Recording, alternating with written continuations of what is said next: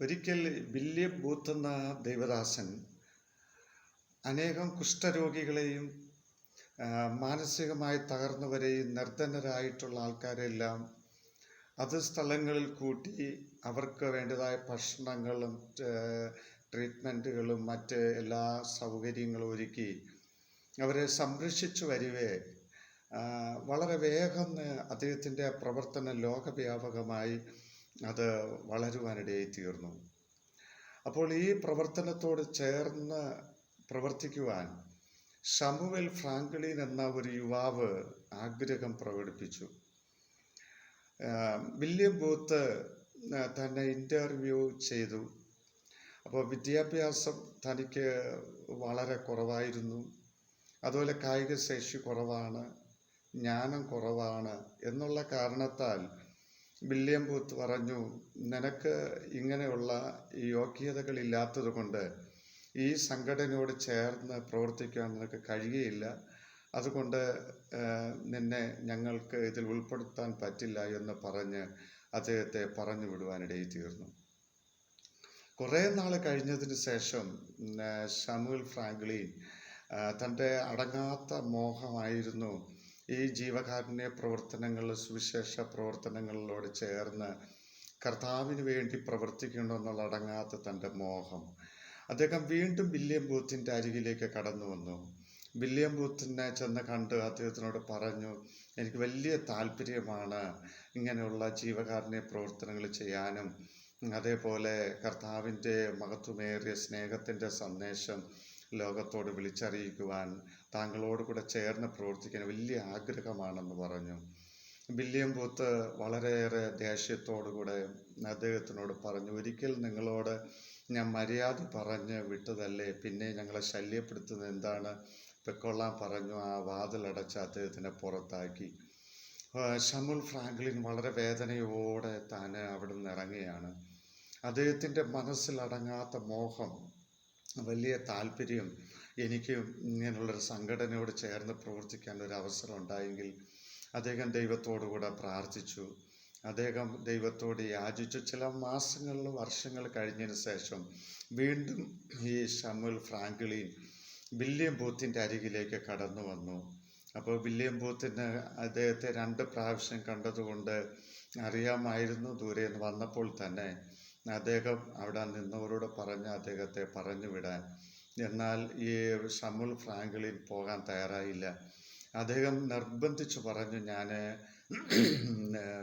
William booth ആ അഭിഷിക്തനെ, ആ ദൈവദാസനെ കണ്ടിട്ടേ പോയുള്ളൂ, ഒരവസരം ഒരുക്കി തരണമെന്ന്. അദ്ദേഹത്തെ നിർബന്ധിച്ചിട്ടും പോകാത്തതിനാൽ വില്യം ബൂത്തിനെ അറിയിച്ചു. അദ്ദേഹം പറഞ്ഞു, ഏതായാലും അതിനെ നമുക്ക് കളിയാക്കി വിട്ടുകളയാം, ഇനി വരാൻ പറഞ്ഞു. അങ്ങനെ ശമുവേൽ ഫ്രാങ്ക്ലിൻ വില്യം ബൂത്തിൻ്റെ അരികിലേക്ക് കടന്നു ചെന്നു.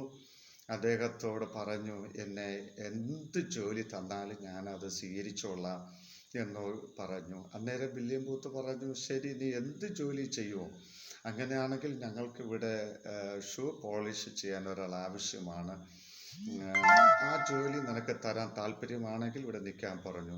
അദ്ദേഹം പറഞ്ഞു, വളരെ സന്തോഷം, ഞാനത് ചെയ്തോളാം. അപ്പോൾ വില്യം ബൂത്ത് പറഞ്ഞു, ഒരു കാര്യം, ഇവിടെ ഭക്ഷണം ഞങ്ങൾ ഇവിടെയുള്ള സ്റ്റാഫുകൾക്കെല്ലാം കൊടുത്ത് ബാക്കി വരുന്നുണ്ടെങ്കിൽ മാത്രമേ നിനക്ക് തരികയുള്ളൂ. അതുമാത്രമല്ല, നിനക്ക് വീട്ടിലൊന്നും പോകാൻ പറ്റില്ല, ഈ ഷൂ ഇടുന്ന ആ ഷെഡിൽ മാത്രമേ നിനക്ക് കിടന്നുറങ്ങാൻ പറ്റുകയുള്ളൂ. അദ്ദേഹം പറഞ്ഞു, വളരെ സന്തോഷം, എന്നെ ഈ പ്രസ്ഥാനത്തോട് എന്നെ അംഗീകരിച്ചാൽ മാത്രം മതി, എന്ത് ജോലി ചെയ്യാൻ ഞാൻ തയ്യാറാണെന്ന് പറഞ്ഞു. അങ്ങനെ അദ്ദേഹത്തെ പറഞ്ഞു വിടാൻ പറ്റാതെ വില്യം ബൂത്ത് വളരെ വിഷമത്തിലായി. എന്തായിരുന്നാലും അദ്ദേഹം അത് ചെയ്യട്ടെ എന്ന് വിചാരിച്ചു, അനുവദിച്ചു. അങ്ങനെ ശമുവേൽ ഫ്രാങ്ക്ലിൻ നീണ്ട 16 വർഷങ്ങൾ അവിടുത്തെ ഓരോ ദൈവദാസന്മാരുടെയും ഷൂ പോളിഷ് ചെയ്ത് അവിടെ ലഭിച്ച തുച്ഛമായ ഭക്ഷണവും അസൗകര്യങ്ങളുടെ നടുവിൽ ആ പാവം മനുഷ്യൻ അവിടെ കഴിഞ്ഞുകൂടി. ഇതിൻ്റെ സമയത്തിൽ ഈ 16 വർഷങ്ങൾക്കിടയിൽ 36 പ്രാവശ്യം അദ്ദേഹം ബൈബിൾ വായിക്കുവാനിടയിൽ തീർന്നു. ഷമുൽ ഫ്രാങ്ക്ലിൻ ആ, ഈ 16 വർഷത്തിനിടയിൽ അദ്ദേഹം നിരവധി പ്രാവശ്യം നീണ്ട ഉപവാസങ്ങൾ ആ, എടുത്ത് ദൈവത്തിൽ നിന്ന് വലിയ ശക്തി ആർജിക്കുവാനിടയായി തീർന്നു. വളരെ എളിമയോടും താഴ്മയോടും കൂടെ ഓരോ ദൈവദാസന്മാരുടെയും ഷൂ പോളിഷ് ചെയ്ത് നല്ല മനസ്സോടുകൂടെ അവർക്ക് കൊടുക്കുവാനിടയായി തീർന്നു. അങ്ങനെ ആയിരിക്കുമ്പോഴാണ് ഒരിക്കൽ വില്യം ബൂത്ത് താൻ അവിടെ വലിയൊരു കൺവെൻഷൻ ക്രമീകരിക്കുന്നത്. 4 ദിവസത്തെ ഏറ്റവും വലിയ കൺവെൻഷൻ. അത് ഡോക്ടർ ബില്ലി ഗ്രഹാമാണ് അവിടെ വചനം സംസാരിക്കുന്നത്. എന്നാൽ 3 ദിവസത്തെ കൺവെൻഷൻ കഴിഞ്ഞപ്പോൾ 4-ാം ദിവസം ബില്ലി ഗ്രഹാമിന് അവിടെ വചനം സംസാരിക്കാൻ കഴിയാത്ത ഒരു അസൗകര്യം ഉണ്ടായി. അന്നേരം വില്യം ബൂത്ത് വളരെ വേദനപ്പെട്ടു. അയ്യോ, ഇന്ന് കൺവെൻഷൻ്റെ സമാപന ദിവസമാണ്, ആര് പ്രസംഗിക്കും? വളരെ വിഷമസ്ഥിതിയിലാകുവാനിടയിത്തീർന്നു. ഒത്തിരി പ്രഗത്ഭന്മാരായ പ്രശസ്തരായിട്ടുള്ള അഭിഷിക്തന്മാരെയൊക്കെ വിളിച്ചു നോക്കി, ആർക്കും ഡേറ്റ് ഇല്ല, വരാൻ കഴിയാതെയായി. ഈ സമയത്തിൽ വില്യം ബൂത്ത് വളരെ വിഷമസ്ഥിതിയിലായി. താൻ ദൈവത്തിൻ്റെ മുമ്പിൽ തൻ്റെ പ്രെയർ റൂമിൽ വന്ന് വാതിലടച്ച് കരയാൻ തുടങ്ങി. ദൈവമേ, നീ എന്താണ് ചെയ്തത്? ഞാൻ വളരെ പ്രതീക്ഷയോടുകൂടിയാണല്ലോ ഈ കാര്യം ക്രമീകരിച്ചത്. കഴിഞ്ഞ 3 ദിവസം എന്ത് വലിയ അനുഗ്രഹമായിരുന്നല്ലോ. 50,000-ത്തിലധികം ജനങ്ങൾ കൂടുവാനിടയെത്തിയിരുന്നു. ഇന്ന് അതിലധികം ജനം കൂടും. ഈ സമാപന ദിവസം എന്തായിത്തീരും? തൻ്റെ മനസ്സ് വളരെ ഭാരപ്പെട്ട് കണ്ണുനീരൊഴുക്കി ദൈവത്തിൻ്റെ മുമ്പിൽ മുട്ടുമടക്കി പ്രാർത്ഥിച്ചു. അന്നേരം ദൈവം പറഞ്ഞു, ഞാൻ ഒരുവനെ കണ്ടിട്ടുണ്ട് എന്ന് പറഞ്ഞു. അദ്ദേഹം ചോദിച്ചു, അത് ആരാണ് കർത്താവെ ഇന്ന് രാത്രിയിൽ വചനം സംസാരിക്കേണ്ടത്?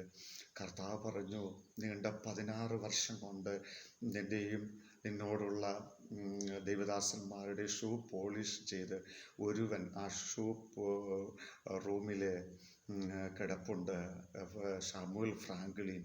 അവനാണ് ഇന്ന് രാത്രിയിൽ ആ വലിയ സ്റ്റേജിൽ നിന്ന് എനിക്ക് വേണ്ടി സുവിശേഷം പ്രസംഗിക്കുവാൻ ഞാൻ കണ്ടിരിക്കുന്നതെന്ന് പറഞ്ഞു. ഉടനെ അവൻ പൊട്ടിത്തെറിച്ചു. ദൈവമേ, ആ പൊട്ടനായ മനുഷ്യൻ, ഒരു യോഗ്യതയില്ലാത്ത അവൻ എന്ത് പറയാനാണ് കർത്താവേ? ദൈവം പറഞ്ഞു, അവനിലൂടെ ഞാൻ പ്രവർത്തിക്കും.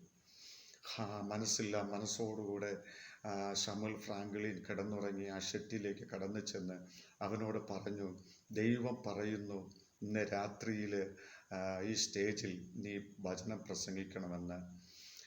ഷമുൽ ഫ്രാങ്ക്ലിന് വലിയ സന്തോഷമായി. കാരണം നീണ്ട വർഷങ്ങൾ ദൈവത്തിൻ്റെ മുമ്പിലിരുന്ന് ഊസിച്ചു 36 പ്രാവശ്യം ബൈബിൾ വായിച്ചു ഗ്രഹിച്ചതായ അപാര ശക്തി തൻ്റെ ഉള്ളിൽ നിറഞ്ഞു നിൽക്കുകയാണ്. ഇന്നുവരെ വചനം സംസാരിക്കേണ്ട അവസരം ഉണ്ടായില്ല. താൻ ആ സ്റ്റേജിലേക്ക് കയറിയ നിമിഷത്തിൽ തന്നെ വില്യം ബൂത്ത് പ്രെയർ റൂമിലേക്ക് ഒളിച്ചു ചെന്നിരിക്കുവാനിടയിൽ തീർന്നു. ഇദ്ദേഹം എന്ത് വിളിച്ചു പറയും? മാനക്കേടായി തീരുമോ? അദ്ദേഹം ആകെ വ്യാകുലതയിലായിരുന്നു. ഷമുൽ ഫ്രാങ്ക്ലിൻ സ്തോത്രങ്ങൾ ഉരുവിട്ടുകൊണ്ട് പ്രാർത്ഥനയോടുകൂടെ ആ എളിയ മനുഷ്യൻ ആ സ്റ്റേജിലേക്ക് കയറി. അദ്ദേഹം ആത്മനിറവിൽ പറയുന്ന വാക്കുകൾ ജനത്തിൻ്റെ ഹൃദയത്തിൽ ആഴമായി പതിഞ്ഞു. അവർക്ക് വലിയ ക്ഷമ പ്രാപിപ്പാനിടയായിട്ട് മാനസാന്തരത്തിലേക്ക് ജനം നയിക്കപ്പെട്ടു. വലിയ വിടുതലുകൾ നടന്നു. 50,000-ത്തിലധികം ജനങ്ങൾ മുഴുവനും കണ്ണുനീരൊഴുക്കുവാനും അവർ കർത്താവിനെ സ്വന്തം രക്ഷിതാവായി സ്വീകരിക്കുവാനിടയായി തീർന്നു. വലിയ ഒരു വിടുതൽ നടന്നു. അവസാനം ആ മീറ്റിങ്ങിൻ്റെ അവസാന നിമിഷം ആ പ്രെയർ റൂമിൽ നിന്ന് ഓടി വന്ന വില്യം ബൂത്ത് ഈ ഷമുൽ ഫ്രാങ്ക്ലിനിൻ്റെ കാൽക്കൽ വീണ് അദ്ദേഹത്തിൻ്റെ കണ്ണുനീരിൽ നിന്നൊഴുകിയ ആ കണ്ണുനീര് ഷമുൽ ഫ്രാങ്ക്ലിനിൻ്റെ ആ ഷൂവ് നനയുവാനിടയായി തീർന്നു. തൻ്റെ കർച്ചീപ്പ് കൊണ്ട് ആ ഷൂവിനെ കണ്ണുനീരിനെ തുടച്ചു മാറ്റി അദ്ദേഹം മുട്ടുമേൽ നിന്നിട്ട് പറഞ്ഞു, ദൈവദാസനെ ഒന്നെന്നെ അനുഗ്രഹിക്കണമെന്ന്. പ്രിയ ദൈവമക്കളെ, അവിടെ കടന്നു വന്ന മുഴുവൻ ജനങ്ങളെ യേശുവിലേക്ക് ആകർഷിക്കത്തക്കതായ നിലവാരത്തിൽ ദൈവത്തിൻ്റെ ആത്മാവ് അവിടെ ചലിച്ചു എങ്കിൽ ഇന്ന് നമ്മെ ലോകം വില കൽപ്പിക്കാതെ ലോകത്തിൻ്റെ നടുവിൽ വളരെ അവഗണിക്കപ്പെട്ട അനുഭവത്തിൽ നിരാശയുടെ നടുവിൽ നീണ്ട വർഷങ്ങളായി എന്നൊരു വെളിച്ചം കാണാൻ കഴിയും, എന്നെനിക്കെന്നെ ഉയരാൻ കഴിയും, എന്നെനിക്ക് സന്തോഷിക്കാൻ കഴിയും, എൻ്റെ സ്വപ്നം സാക്ഷാത്കരിക്കപ്പെടുമോ? ഒരു 100,000 ചോദ്യങ്ങളായിരിക്കും നിങ്ങളുടെ മുൻപിലുള്ളത്. ഒന്ന് ഓർക്കുക, നിങ്ങൾ പ്രാർത്ഥിക്കുവാനും ഉപവസിക്കാനും വചനം ധ്യാനിക്കുവാനും നിങ്ങൾക്ക് തയ്യാറാണെങ്കിൽ ദൈവം നിങ്ങളുടെ സ്ഥിതി മാറ്റും. ആയിരങ്ങളുടെ പതിനായിരങ്ങളുടെ നടുവിൽ ജോസഫിനെ ദൈവം എടുത്ത് ഉയർത്തിയതുപോലെ, ദാനിയേലിനെ ഉയർത്തിയതുപോലെ, മോർദെഖായി ഉയർത്തിയതുപോലെ സർവശക്തനായ ദൈവം നിങ്ങൾക്ക് വേണ്ടി വൻ കാര്യങ്ങൾ ചെയ്യും. ആ സർവശക്തനോടുകൂടെ ഓരോ ദിവസവും കരയാം, പ്രാർത്ഥിക്കാം. ദൈവം നിങ്ങളുടെ ജീവിതത്തിൽ വൻ കാര്യങ്ങൾ ചെയ്യട്ടെ എന്ന് പറഞ്ഞുകൊണ്ട് എൻ്റെ വാക്കുകൾ ചുരുക്കുന്നു. ദൈവമായ കർത്താവ് എല്ലാവരും അനുഗ്രഹിക്കുമാറാകട്ടെ. ആമേൻ.